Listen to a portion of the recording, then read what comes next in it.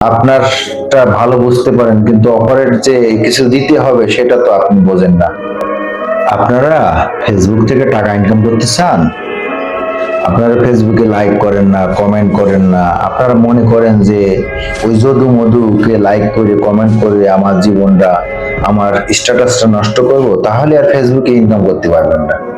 আপনার সামনে যে পোস্ট আসবে তাতেই আপনি লাইক, কমেন্ট, শেয়ার সবকিছু দেবেন, তাহলে আপনার এঙ্গেজমেন্ট বাড়বে। আপনার যখন ফলোয়ার বাড়বে তখন আপনার পোস্টের ভিউ তখন এমনিতেই বেড়ে যাবে।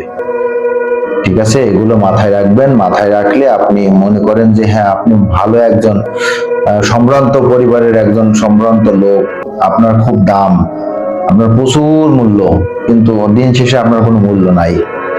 আপনি ফেসবুকে আসছেন ফেসবুকে ইনকাম করার জন্য, হ্যাশট্যাগ করেন, লাইক শেয়ার করতে চান, কিন্তু আপনারটা ভালো বুঝতে পারেন, কিন্তু অপরের যে কিছু দিতে হবে সেটা তো আপনি বোঝেন না।